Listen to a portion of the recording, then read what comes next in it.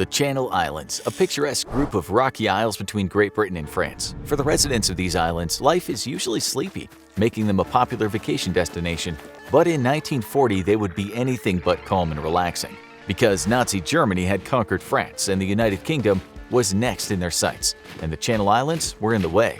The small population and lack of military hardware meant defending the islands would be impossible, and the UK had no resources to spare in the middle of the war. They quickly demilitarized the island and evacuated as many civilians as they could, while the German forces bore down. While a significant percentage left, the majority of the major islands of Jersey and Guernsey chose to stay and face an indefinite Nazi occupation. But Adolf Hitler had bigger plans for the island than a new source of slave labor. The Wehrmacht took over the Channel Islands on June 30, 1940, and were quickly unimpressed by the island's defenses. The islands weren't a common staging ground for war, and the Nazis weren't expecting to spend much time there. They planned to quickly move on to conquering the United Kingdom mainland. But Hitler's ambition got the better of him. Britain didn't go down to air assault nearly as easily as they expected, and rising tensions with Russia meant Hitler was more worried about the war on the Eastern Front than proceeding to London. And suddenly, the Channel Islands looked a lot more significant. After looking at maps of the islands, Hitler called additional forces to the small outposts. He announced a massive construction project that would take the Channel Islands from a footnote in the war to one of the Nazi regime's most fortified outposts. The organization taught, Hitler's civilian infrastructure organization, was brought to the islands with the mission of providing labor and building over 200 military facilities, bunkers, and casemates on each of the larger islands. They would need a lot of manpower.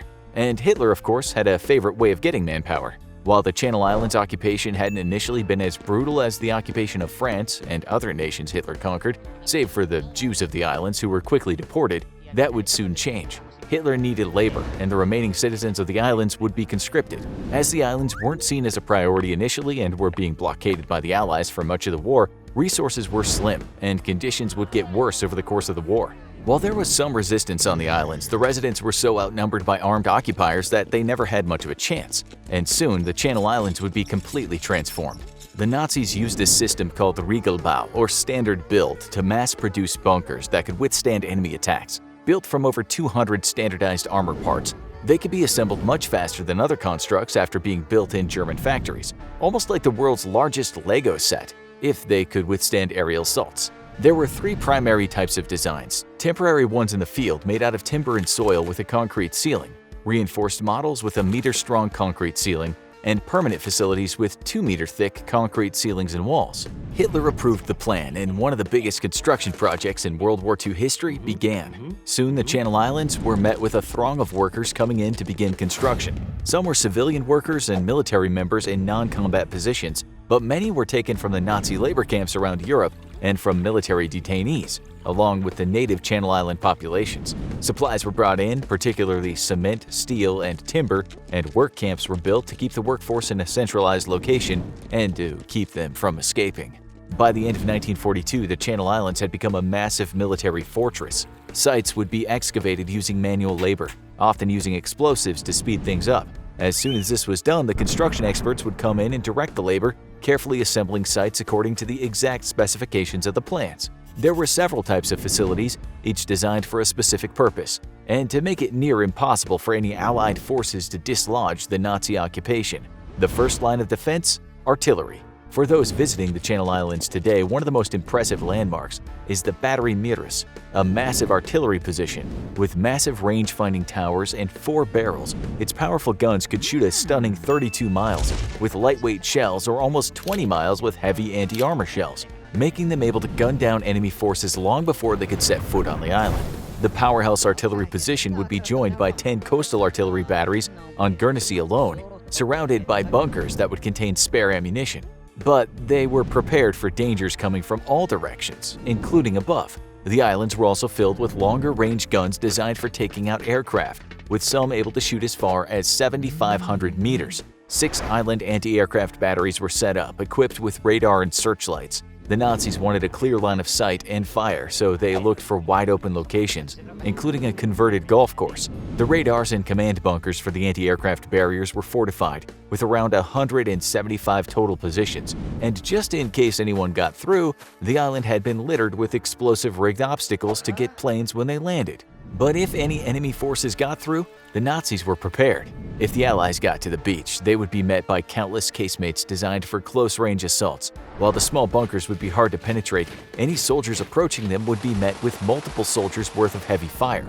The machine guns within were equipped with searchlights for nighttime fire, but defenses were just as strong as the offensive posts. Barbed wire and minefields made it dangerous to cross the islands. Trenches made it hazardous and hard to navigate. These would usually lead to heavy fire zones, funneling the invading soldiers right into the line of fire. The 12 strongpoint areas around Guernsey protected most of the critical points, with resistance nests around the island providing simpler defenses. But the strongest island defenses might have been hidden from sight. To the untrained eye, much of Guernsey would seem to be unspoiled green, but this was often camouflage, with paint and straw being used to resemble grass and natural stones being built into concrete. And under many of these camouflaged positions would be a massive network of tunnels that spanned much of the islands. Built over 2 years, 14 full tunnels were completed, while others were started but never finished. They would allow Nazi personnel and their workers to navigate from one position to another, away from enemy eyes. And for the most important facilities on the island, secrecy was key. Leadership and technical support were housed in underground bunkers, as well as the infrastructure that was needed to keep the massive Nazi war machine on the island running. Radar units were the top target for Allied bombers and were usually disguised with the crew working in underground bunkers. While the transformation of the Channel Islands was very visible, much of its most powerful tools were hidden.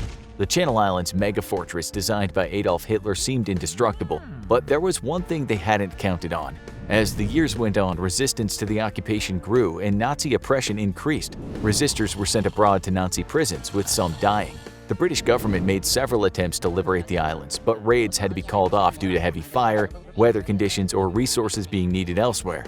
In 1944, the Allied forces launched the D-Day landings and liberated Normandy, but decided to pass by the Channel Islands because it would take far more resources than they had to take on the German fortifications. But it had other consequences. Almost all the Channel Islands' food supplies went through Nazi-occupied France, and that pipeline had just been cut off. The Channel Islands were starving. Negotiations began for the Channel Islands' fate, with the Germans initially making an offer to the British to release all civilians besides military-age men. Winston Churchill was unimpressed, telling them, "Let them starve, they can rot at their leisure."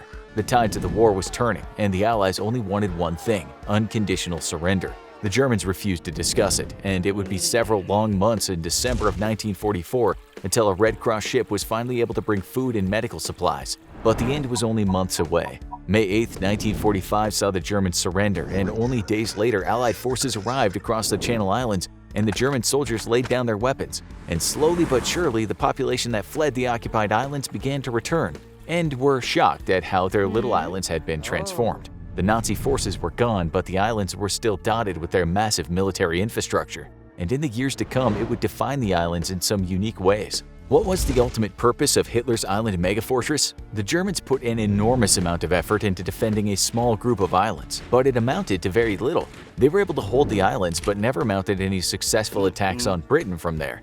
They were never conquered, but nearly starved to death as soon as they were cut off. Was it just another elaborate project of the madman who met his end inside a German bunker? Or was it intended as something else? Some suspect it may have been a place Hitler planned to hide if he got out of Germany in time. A group of Channel Island residents were determined to answer these questions. It was 1961 when the Channel Islands Occupation Society was formed. A group of volunteers dedicated to investigating and managing the history of the German occupation. They took over management of many of the German sites from the British military and published an annual newsletter sharing stories from the era. Based in both Jersey and Guernsey, they are most people's entry point to this little-known part of World War II history. But they're not the only way to learn about it. Today, one of the Channel Islands' biggest industries is tourism. The islands are open to visitors, and most of the most famous Nazi bunkers have been cleaned out of anything dangerous and are open to tourists. Historian Dan Snow put out a documentary as he traveled the length of Guernsey, visiting Hitler's island fortress and sharing tales of the Second World War. A German occupation museum stands in Le Huard, offering a look into artifacts and communications from the occupation era. His whole trip consisted of a 6-day itinerary, much of which can be covered by daring visitors. But not all the secrets of the Nazi occupation have yet been uncovered. It was early 2020 when Snow's documentary crew explored a bunker that had only recently been uncovered and renovated. It was even filled with the original bunks for the soldiers stationed there, and the walls were painted with murals from the men who lived underground. There were places reserved for pictures of high-ranking German officials, including Hitler himself. Even today, over 70 years since the war, Hitler's island megafortress continues to give up its secrets. While the occupation lasted only 5 years, the fortress was built to last, and historians of the war will likely be making new discoveries for decades to come. Check out Did Hitler Really Escape to Argentina? For another look at possible Nazi plans for the end of the war. Or check out this video instead.